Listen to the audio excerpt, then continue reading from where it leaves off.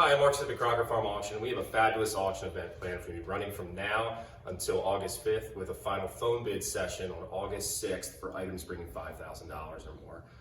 We have a wonderful selection of various group of fabulous Redware and Stoneware items this time.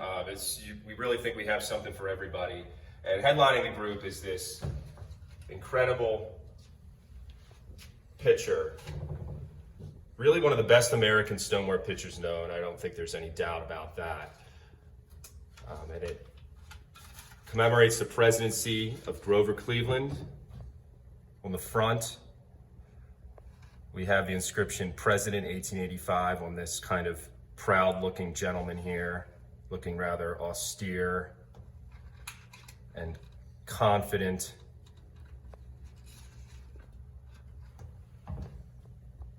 Staring off into the distance, followed by these other figures.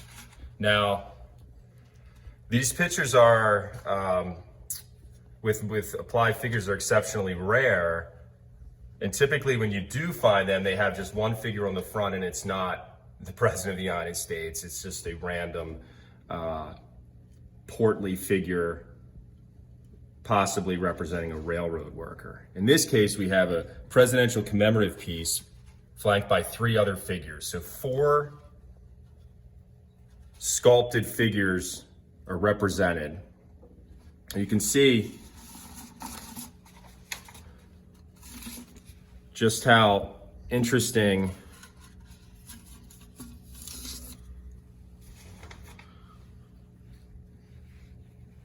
the modeling is on this piece. We've actually got all these wonderful depressions throughout the interior. You can see just how sophisticated this craftsmanship of this is. They threw the pitcher on the wheel and then they depressed it out to form the general shape of the faces and the bellies, the legs. Then it's been hand modeled and sculpted and incised to flesh out these men. We have a clever pun on the concepts of reform and change. You can see reform written here. And of course, where's reform written? It's written on the man's pocket. So obviously, just as we talk about politics being a corrupt thing these days, same was said back then in 1885. We have change here, and that's also an even more clever pun because we think of pocket change, but we also think of social, societal change. And so these two figures are influencing the president. You can see they're whispering in his ear. They're grabbing his shoulder. They're saying, hey, how about some of that, as they said in Oh Brother, Where Art Thou? How about some of that reform? How about some of that change? And really it's their money that is driving it. This fourth figure on the reverse,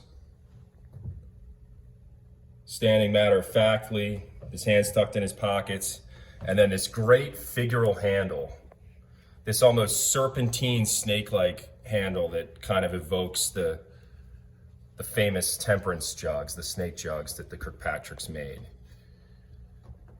And it's incised X Sec Interior, referring to a previous Secretary of Interior that was disliked by the Kirkpatricks.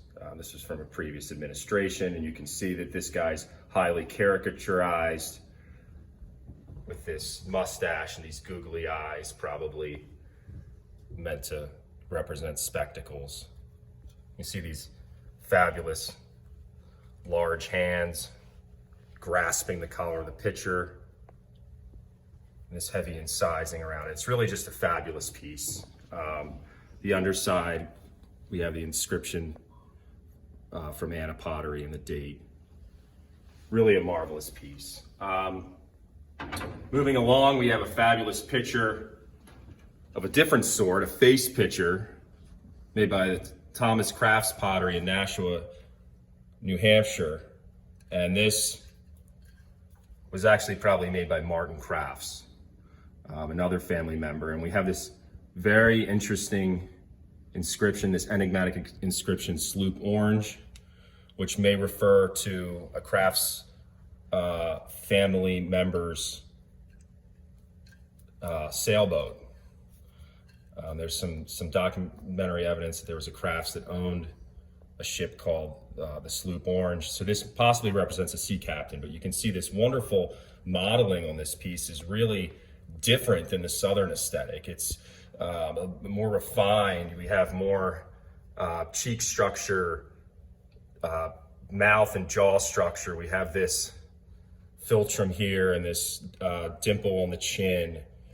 These really finely done eyebrows. These are things that you wouldn't see on the Remy's work further south in Philadelphia, and it's certainly not generally on the work made further south among Edgefield potters in South Carolina.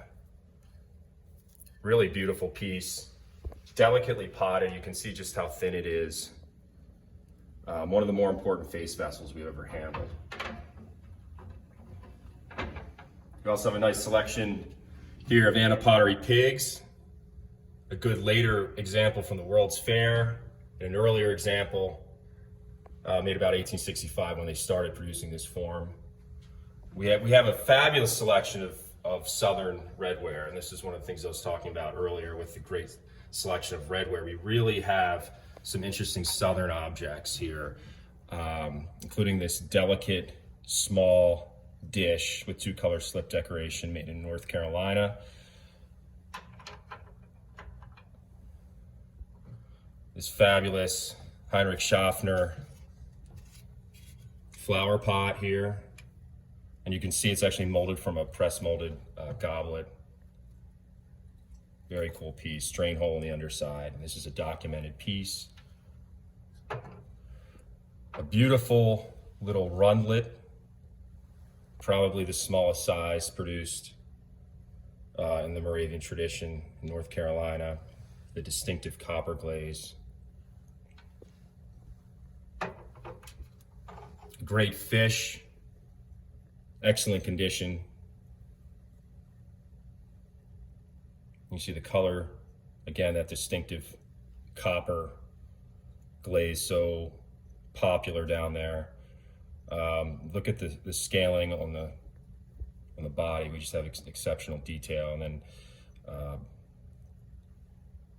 these carved fins, stylized eye, and spout coming out of the mouth. This is the smallest size produced for these bottles. An iconic form from the South that a lot of people recognize. Another form that a lot of people recognize when they think of Southern pottery is the squirrel bottle.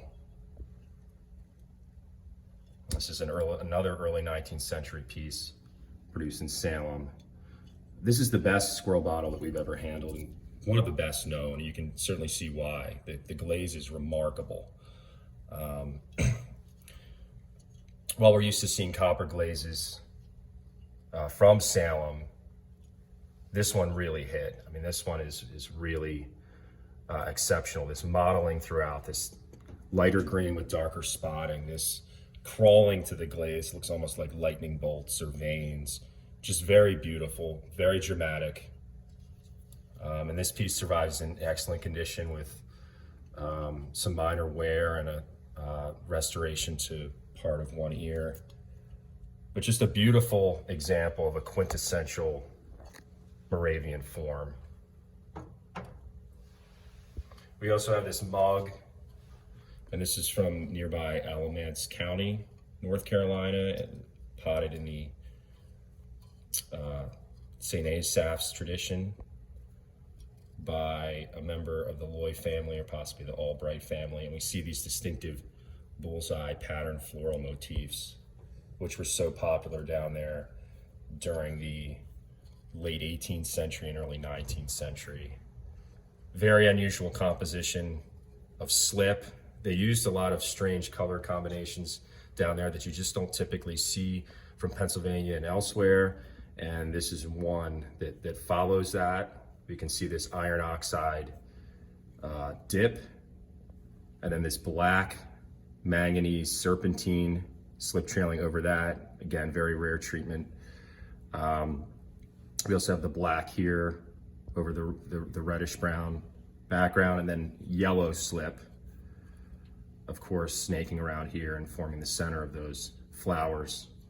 And then it's all dunked in a clear lead glaze. We also have this unusual multiple handle impression here, which is something that you'll see down in North Carolina. You'll see this sometimes pictures in other forms that are larger with 3 impressions there. Another figural form from Salem. This is another classic form. And I believe this is the first chicken that we've ever had. This is a chicken caster. You would fill it here and pour it out of its breast. Again, that great copper glaze and really nice detail throughout. You can see this great incising through the wing and the tail. Moving along, and you'll see more pieces by this pottery later. This is a Janie Norton, Julius and Edward Norton 1.5 gallon jug with fabulous slip-shelled bird motif.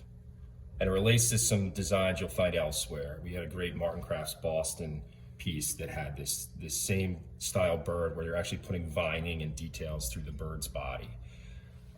Very, very beautiful piece made about 1855. And exceptionally rare to have that kind of detail going throughout the bird's body, and even the branch that it's on is very nice. We have some other southern pottery down here, including an interesting Timmerman pitcher with 3-color glaze, a southern redware jar with unusual slip decoration, a Cranston, Texas jar with original lid. You just don't find Texas stoneware very often. Signed, a nice Chandler jar. Moving along, in this case, we have a nice selection of pigs from a variety of Midwestern makers. We have this interesting minstrel match safe attributed to Jacob Bockley, the Texarkana pottery man, as he was described, who was previously employed by the Kirkpatricks and really adopted their style. This is the only example of these that I've seen. Some beautiful Northeastern pottery, including this Somerset Potter's Works rabbit, very crisp, what they often refer to as a ghost design, this negative design of putting a stencil and then surrounding it by cobalt instead of filling it with cobalt. Really striking design, great 1 gallon size. Very nice William Warner eagle on a 1 gallon, scarce size. This is also a design you typically see fried up. So to have one in this condition, this color, this firing is unusual. An extremely rare John Young and Company Harrisburg pitcher. I believe this is the first one that we've ever had bearing this stamp, and it has the early Harrisburg floral motifs done with slip trailing as well as brushing. A classic Shem Thomas design, and really look at the electric blue on that. I mean, the color really, really hit on that one. Additionally, a very nice 1 gallon Cowden with a swan, classic design from that pottery. Moving along, again, we have some more great pottery. One of those pieces is this fabulous little sugar bowl with 3-color slip decoration. Really great provenance, including the George Horace Lorimer collection, Southeastern Pennsylvania. You see the conditions fabulous, late 18th, early 19th century. This great sinuous vine with a flower. And then we have it highlighted in copper, manganese slip.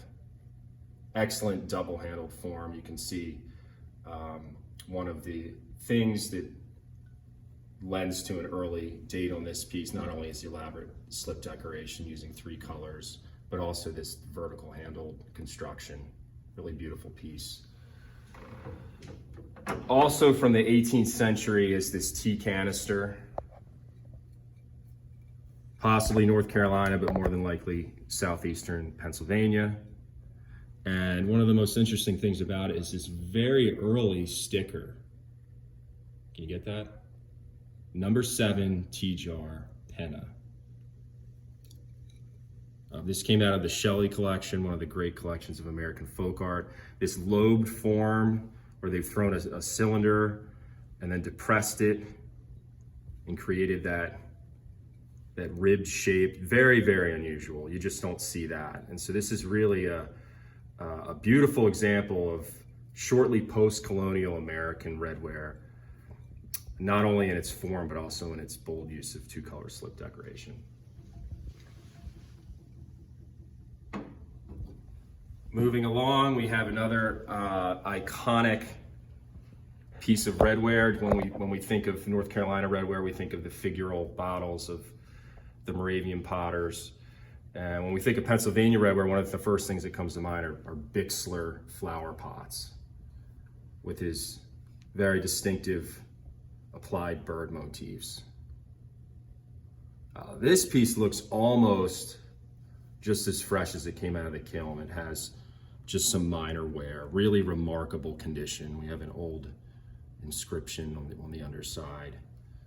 You can see that these birds and these branches were done in a lighter clay, a white clay that was, when coated with lead, produced that bright yellow color, which contrasts so well with the iron-rich clay background. And there's also these floral motifs flanking the birds that are brushed on in slip.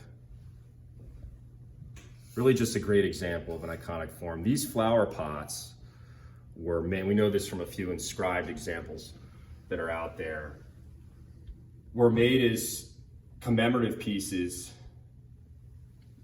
by Absalom Bixler for the courting of his wife, Sarah. And although they were married in sometime in the 1820s, these date to the 1850s. And he made a small number of these flower pots, and some are in museum collections. They really survive as some of the best American flower pots in existence. Moving along, another great example of redware. This is a Sumter Pretty provenance. This vase with a closely related example in the Philadelphia Museum of Art. Delicate potting, a rare form, and fabulous use of three-color slip decoration. We have cream, green, and dark brown going through it, and an interesting mottled clay ground. Really beautiful piece, again, like the tea canister, something that combines both form and decoration.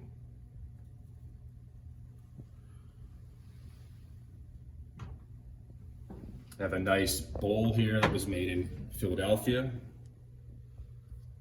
much later than you would expect. It has an 1887 date. This is what we believe to be a revival piece, because you find a lot of these bowls of this form with this glaze made 100 years earlier in the city. We have a couple nice dog finialed pieces. This unusual double dog finialed bank made in Pennsylvania. These very nicely rendered greyhound type dogs with upturned tails, fanned out across their backs, and a lead and manganese glaze. Beautiful piece in great condition. And a wonderful inkstand. One of the most difficult forms to find in good condition. These inserts, the well and the sander are usually missing. Or when they do exist, they're heavily damaged or restored. This piece is in fabulous condition and is signed by the maker, Henry Swope's Pottery, 1851. This is possibly the best example of post-1850 Lancaster redware that we've ever handled. Really beautiful piece. You can see not only does it have the dogs, it has these lions in relief on each side. We have another rare GM Miller jar, signed Juniata Pottery on the bottom, and this looks like a Lancaster piece because he trained in Lancaster and went up to Newport, Pennsylvania to pot, and so we have this gast style form. And you can see it's signed Juniata Pottery by GM Miller. GM Miller is a little less well known than his sons, Michael and Theophilus Miller, who produced some of the best salt glazed stoneware in central Pennsylvania. We have a great selection of Huntington County stoneware, and we'll be talking about that a little bit later as well, but you can see here this fabulous selection, including this rare inscribed piece by Thomas and Bro. It actually has the owner's name, the merchant, Williams, Hebert and Company. No, it's probably Hebset actually. Everett Penna, and then on the bottom it's actually signed E.S. Thomas Maker for one of the Thomas family members. A great glazier spittoon inscribed Huntington, May 13th, 1854. Exceptionally rare. Here's a great example of glazier's mulberry design. You can see this squat bean pot form with beautiful purple slip decoration. And here's two very delicately potted glazier jars signed. Moving along, another great example or selection of redware. We have excellent condition redware dog at the top, standing dog with a bass in his mouth, classic Pennsylvania form. We have some dishes that are made throughout eastern Pennsylvania. A Medinger horse plate. Moving along down here, you have a really fabulous McCoy. It has a striking design, almost kind of a rendition of the Cortland cat face, but done with the McCoy pottery. We have a very nice selection of early Northeastern stoneware, and one of the headliners is this highly important large size oyster jar. This is the largest Commerall oyster jar that we've ever had. It was made by Thomas Commerall in Manhattan, New York. It is pottery and Corlear's Hook. Thomas Commerall, of course, in recent years has really gained a lot of notoriety as being one of the earliest African-American craftsmen to own his own business. And this is marked for an African-American oysterman, Daniel Johnson & Co., Lumber Street and York. And this was, believe it or not, found off the coast of South America. We have barnacle remnants in it and barnacle remnants on the rim as well. Beautiful piece. More great early Manhattan stoneware with these vertical handles, these classical forms. Very desirable. This example has wonderful incising. Has a really nice half-gallon size. Beautiful piece. A rare Warren and Letts jar with an impressed bird. A scarce mark to find in its own right. To find one with a bird motif is very rare.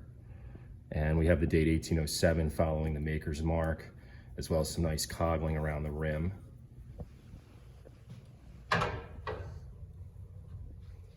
Again, a nice selection of Norwalk redware. We had some nice Norwalk slipware dishes in our last sale, and we have some in this sale. This with the interesting slogan, "Sin, the misery of man and woman."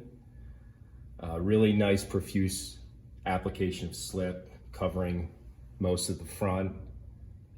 We also have something that's a little less serious in subject matter. We have plum pudding and we have mince pie, and so you'll see that from Norwalk, some of these more elaborate religious inscriptions, and then you also see things with people's names or just simple food items like this, plum pudding and mince pie.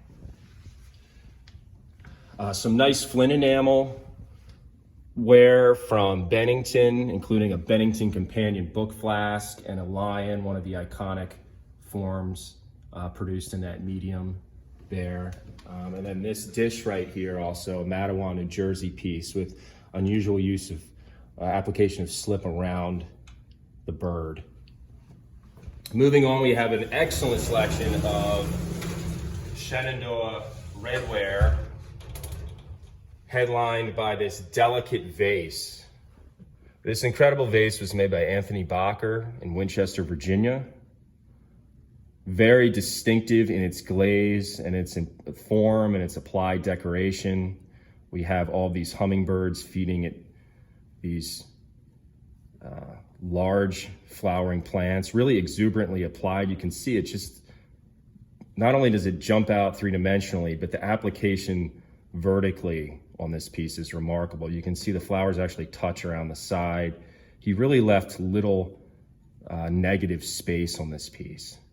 One side has 3 birds. Again, we have different poses represented. Some are in a flying stance. This one has a wing slightly open, the other one closed.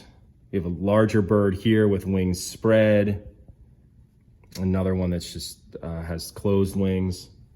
The fan-shaped form is very delicate. You can see just how thin-walled it is. On the underside, leaving no doubt as to the maker, we have the inscription Anthony W. Bacher, Winchester, VA. And this piece is pictured in Comstock's book,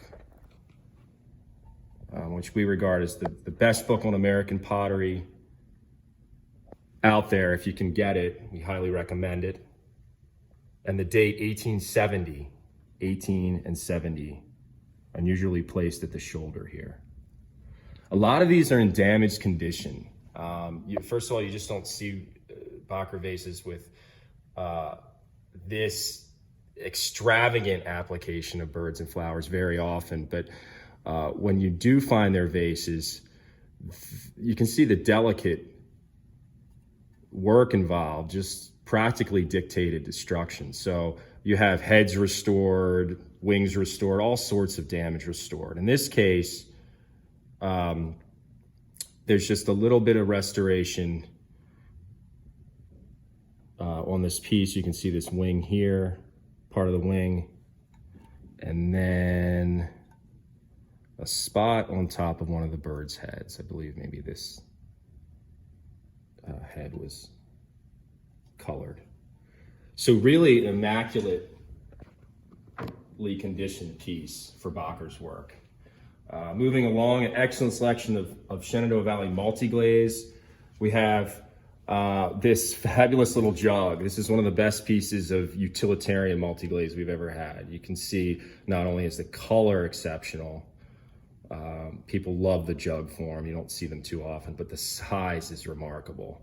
You know, a true miniature, no doubt made as a child's toy. And this has a straddling provenance. We have some other rare forms. Again, a larger jug, a nice small bowl-shaped jar, an interesting vase, and this delicate, slender-bodied vase. Beautiful piece. It's an interesting bank by Bacher in his classic cream and brown glaze. This is also illustrated in Comstock's book.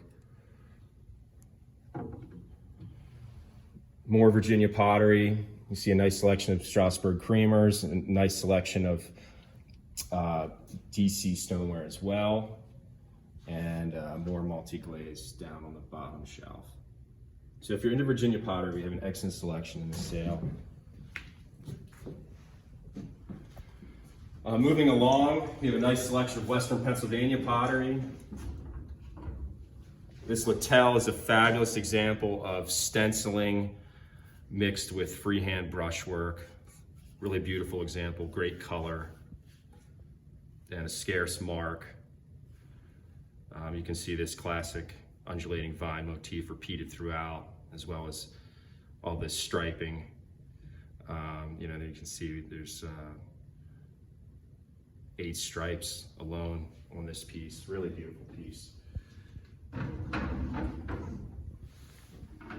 An interesting Civil War commemorative jar made in Ohio.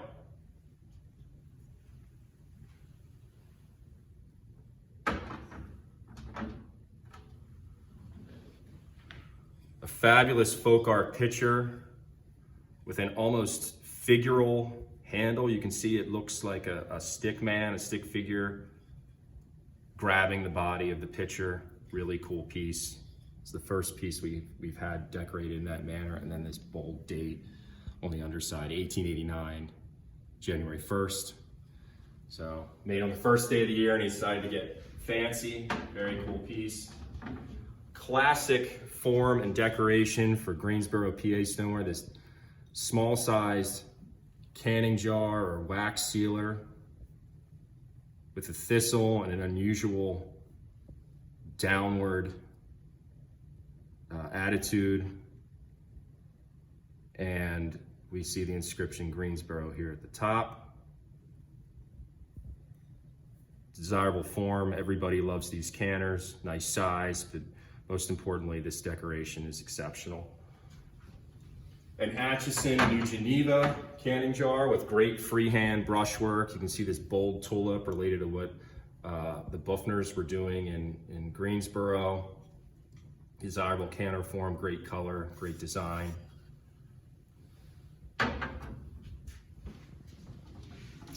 We have two nice Swank pitchers of different style. This one follows a more typical pitcher form. It's probably slightly earlier than the next one I'm about to show you. Distinctive floral motif at the base of the handle that you see on so much of Swank's work. And this sweeping floral design, of course, is classic to that pottery in Johnstown. The next one, we have a more stylized form with this tall collar. But again, that same sweeping design. Tough form to find for that maker. A nice selection of miniatures here. Various miniature jugs, an interesting molded squirrel that was probably made by Haig in Philadelphia. A couple brown pottery face jugs from the 1930s. A Lanier Metters face jug from the 1970s. And moving along, we also have a nice selection of pitchers and some other various pieces, including this addendum lot, this T.H. Wilson jar with bold slip trail decoration.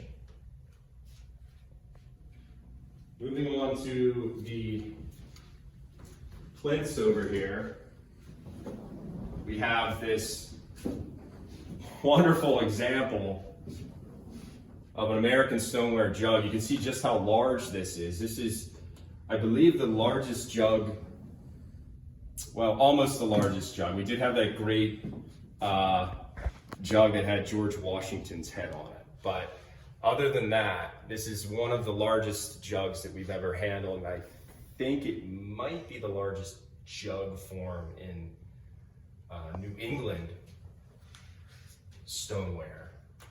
You can see it has this flowering plant, these large birds. May have started its life as a cooler. It's tough to say. You can see this very old lead repair here. Somebody thought enough of this piece to save it, thank God, because it really is a masterwork. On the back, we have the impressed Maker's Mark Lyman and Clark Gardner, a very desirable Maine mark, and you don't see too much great Maine stoneware out there. When we do think of Maine stoneware, one of the big makers we think of is Lyman and Clark. They were proficient in both cobalt and ochre decoration, so sometimes you'll see their work with ochre. In this case, the incised floral design is a rendering of what you typically see their brushwork in. So they've incised their standard floral design into here. And we have these amazing birds with these, I mean, they look basically just like leaves for wings. And then this moth here, which, as I noted in the catalog, almost gives it kind of a feeling of an early 19th century theorem. At the top, somebody's carved their initials after the firing, but prior to firing, we have the interesting inscription, 2nd edition, 15-gal jug. The cryptic slogan, we don't know what it means. It could be the 2nd edition of this form. Maybe they made a couple of these, or 2nd edition is in an edition of the liquor that it held. But a really, really wonderful and important piece. This really belongs in a museum. The size is just incredible. Really breathtaking piece. Moving along, we have two great examples of figural decorated stoneware from Rochester, New York, made by the two iconic makers from the mid-century in that city. This semi-ovoid churn with a songbird atop a large flower, stamped John Berger, Rochester, made about 1860. So it's recently discovered in Florida. Pieces like this still coming out are fairly unusual. They're so artistic that you just don't see a whole lot of really, really great new discoveries in Rochester stoneware. People have recognized these pieces as artworks for so long. This would be a fantastic piece if it had either the flower or the bird, but in this case it has both. And really, really beautiful coloration as well.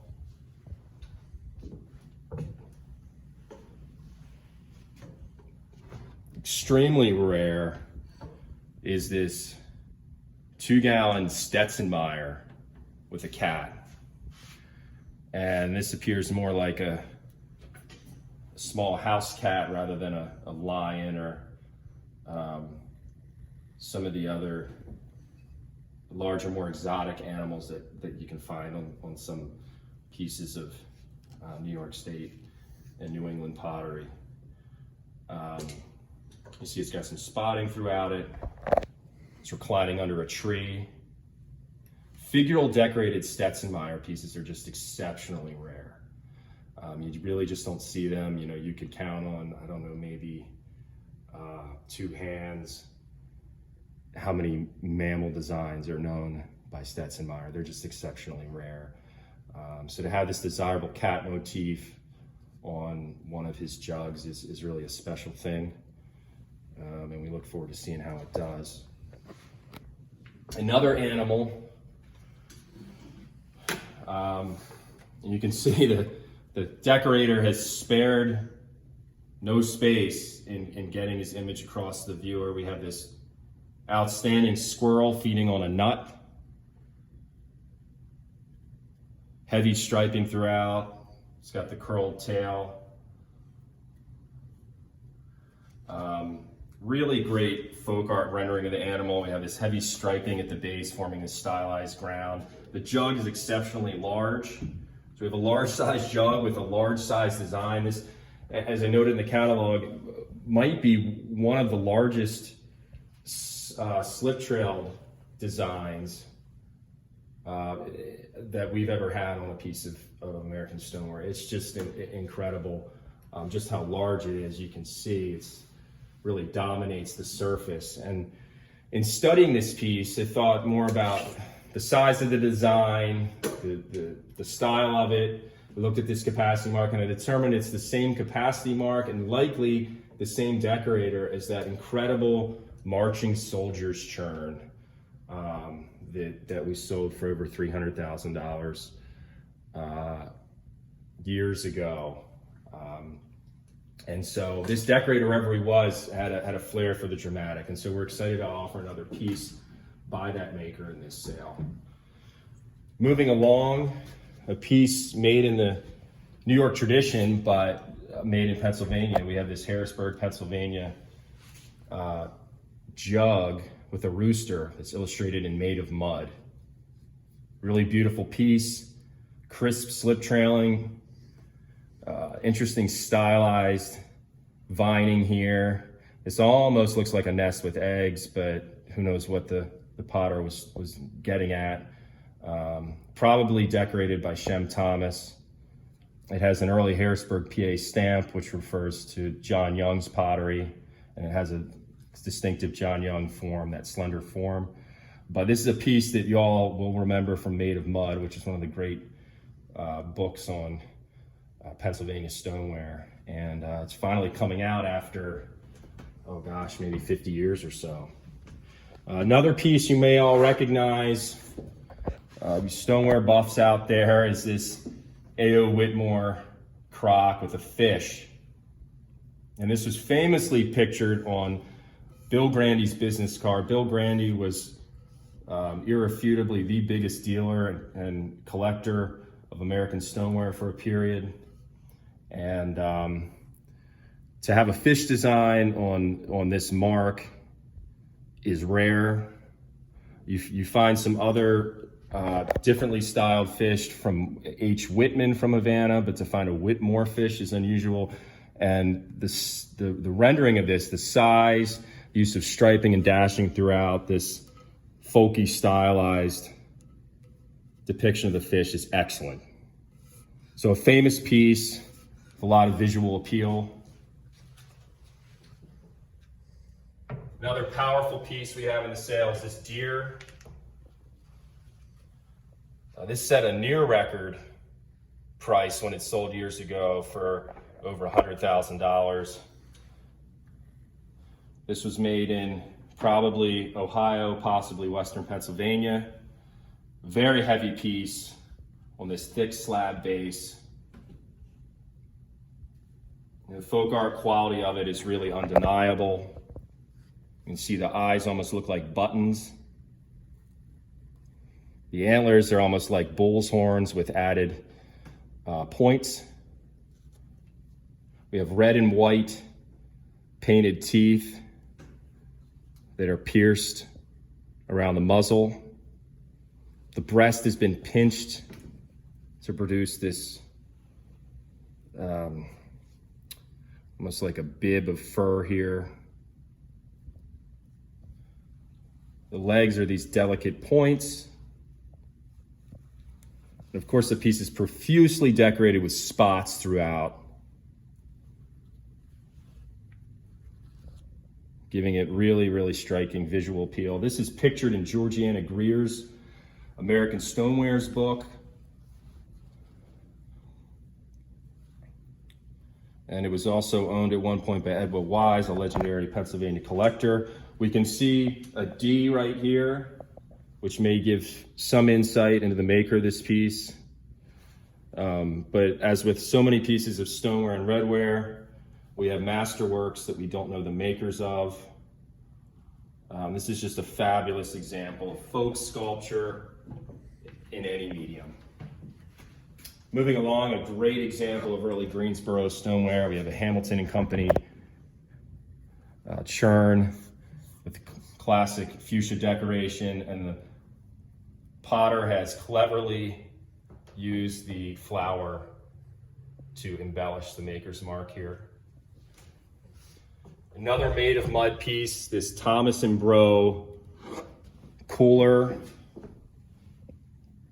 with a starburst decoration that is related to what the Thomas family was doing in Harrisburg, and then also what they were doing in Lyons, New York before that.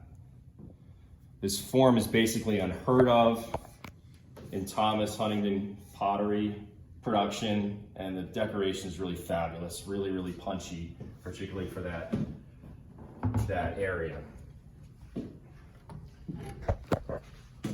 What I have here is one of the best Southern stoneware pictures in existence. Its artistic quality is undeniable. You can see this incredible use of stamping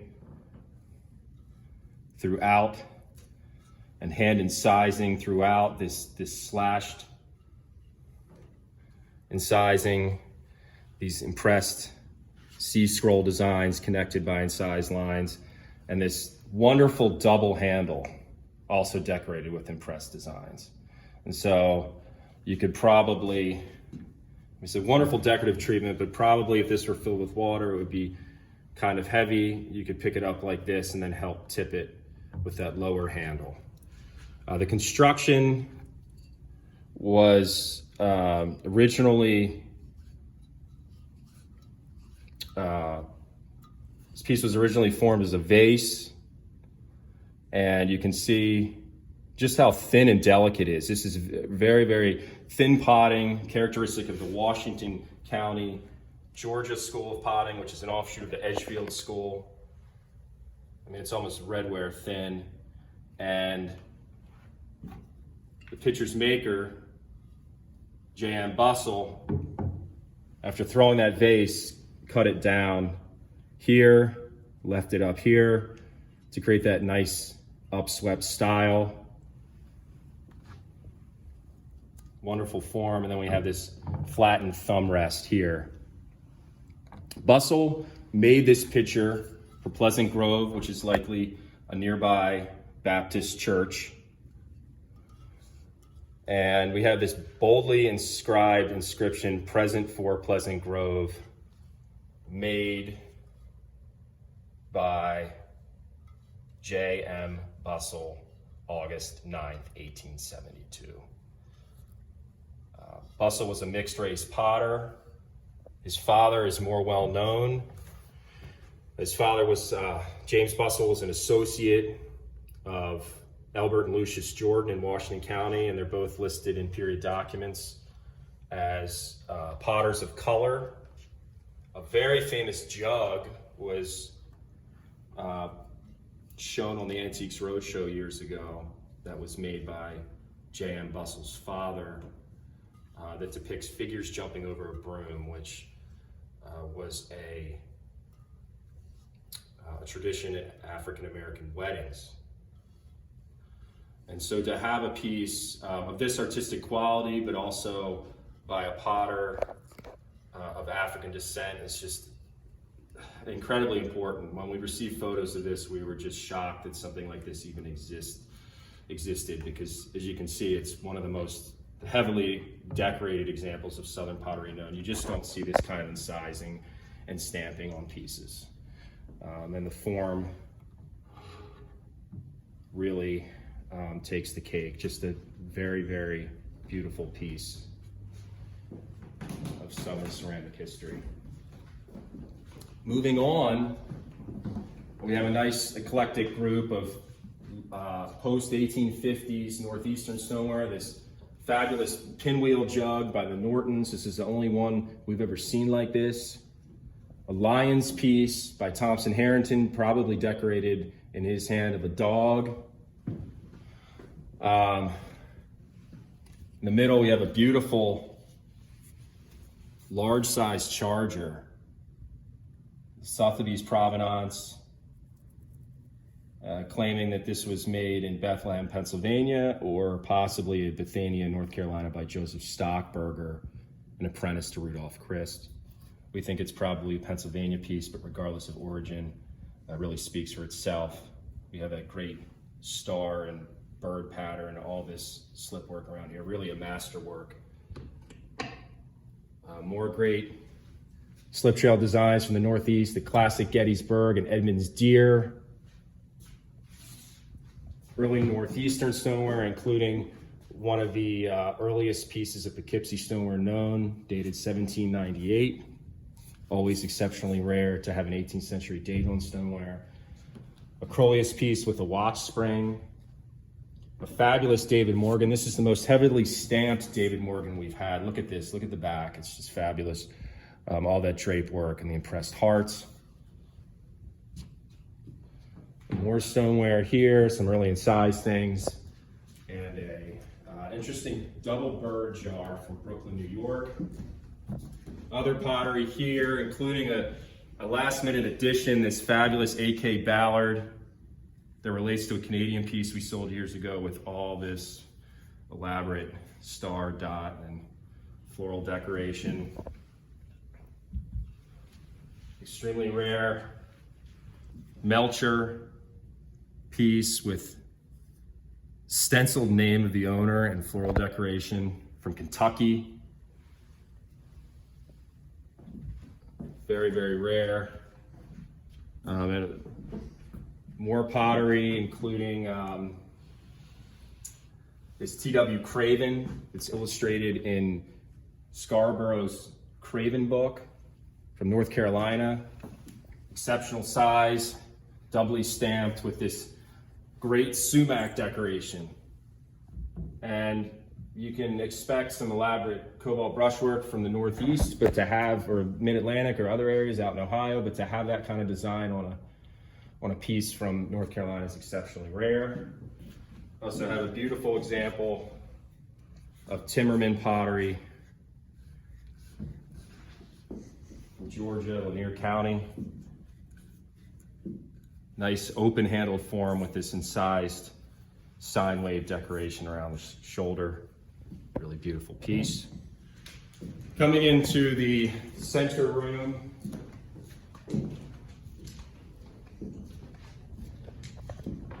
the great face vessel, this beautiful, highly sculptural figure of a man with an Albany slip glaze, traces of old black paint, really great surface. You can see the size is remarkable. This is a very large face vessel. The torso form strongly suggests that it was made in Alabama. Great rendering of the eyes, reminiscent of the Remy's. Look how the hair is done. The hair is very sophisticated in its sculpting. The figure has his hands clasped across his breast. And this great wheel throne and applied spout sticks off the back. Really wonderful piece. Moving along, we have another work by Dave. Dave needs no introduction, one of the great American potters, period. Produced very distinctive vessels for a long period of time, several decades. He started potting in the 18 teens, and there's some things from the 1820s he possibly made, and then there's pieces dated as late as the 1860s. Prolific potter with an incredible story. He was an African-American potter who did live to see his freedom after being enslaved as a potter for so many decades. This example has Dave's distinctive signature below the date, June 13th, 1855, the initials of his owner at the time, Lewis Miles. This was made at Lewis Miles Stony Bluff Manufactory in Edgefield. And then two horseshoes, which is a marking that you see on Dave's work that we don't fully understand exactly what the horseshoes represent, but it's something you'll see those. You also see two slashes. You'll see an X sometimes on Dave's work. This is a newly discovered piece that was recently found in Georgia. Great condition other than the loss to the handle. When I was talking about the great bustle picture we have earlier, and I related it to Lucius Jordan. This is a pot by Lucius Jordan, another free potter of color. And you can see again that Washington County tradition, that exceptional thin-walled construction. This piece is very nice because it has some added sine wave decoration around the shoulder. Jordan's initials are here, LJ for Lucius Jordan. Has vertical strap handles, which also adds a certain artistic appeal to the piece.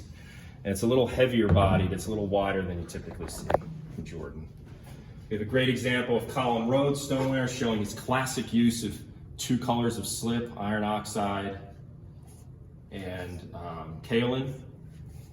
5 slash marks under the handle for 5 gallons. A beautiful example of Chandler stoneware. This is one of the largest Chandler jars we've ever had. It's 12 gallons. And again, we're talking about thin potting. Just look at the construction of this, how delicately formed the rim is, how thin it is throughout. You really bellied it out perfectly. Chandler was a master craftsman. We even have these delicate thin strap handles. Really beautiful piece. Speaking of Southern masters, we also have 2 wonderful jars by Daniel Siegel. These both bear Siegel's DS stamp on the handles. In this case, we have a 10 gallon, nice large size, and an even rarer 12 gallon bearing his star stamp, which is a scarcer mark of his. Siegel was very, very skilled potter that started a tradition in Lincoln County, North Carolina.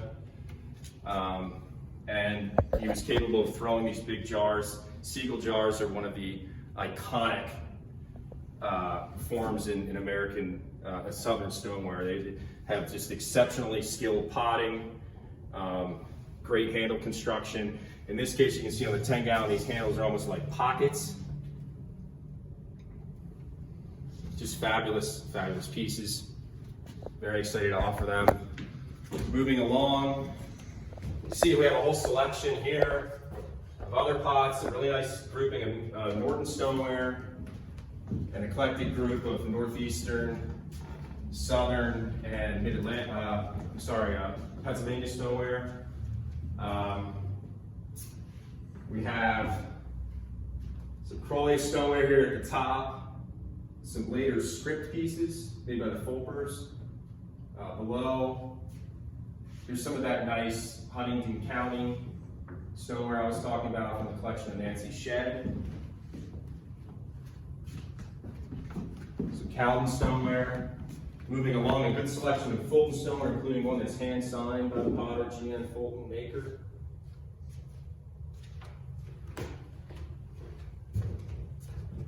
Great selection of Newcomerstown Spaniels. Some Western Pennsylvania stoneware. A variety of Mid-Atlantic and Pennsylvania stoneware. Some Northeastern stoneware here. A couple Remy pitchers. More from the Nancy Shed collection, including two nice mulberry decorated glazier pieces right here. Another eclectic group of stoneware here. Moving along to this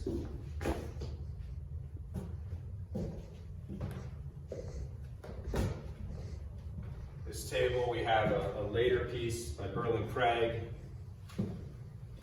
Erlen was responsible for keeping the Southern pottery tradition going throughout the 20th century. There's this mark on the underside, great size, nice open-handled form.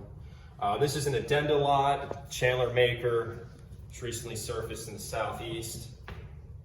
Has a small hole on the underside, but otherwise great condition. Has this classic looping iron slip decoration. A newly discovered incised piece of Ohio stoneware that was purchased by the consignor's mother somewhere in Northeastern Ohio or Northwestern Pennsylvania back in the 1970s. And you can see it has this great fish design, open mouth bearing his teeth, this distinctive gill design here. You'll see these potters often do that big gill on their fish. Great scaling. And then the other side, we have two birds fighting over a worm. Great size. It's a little bit smaller than you typically see a double-handled jug. This is about 2 gallons. Great use of incised decoration. Closing things out, we have this nice selection of Norton stoneware. And I felt that this plinth would be a good display of a lot of the various designs that they did with that pottery. You can see here Julius and Edward Norton's classic deer motif, which was probably executed by John Hilfinger, an itinerant decorator. And in this case, it's an exceptional rendering because not only do we have the deer, we have 2 pine trees next to him, we have this large central tree to its right, and then we have this 3-story mansion, cluster of houses, what have you, on the far right side. It really dominates the front of the piece, the coverage of the design. It's really remarkable. You can see the decorator, in this case, presumably Hilfinger, really spent a lot of time on this piece. And the execution is flawless, and the color and the evenness of the salt glaze is great. We don't have blur or anything like that. Really one of the best overall deer designs that we've ever had.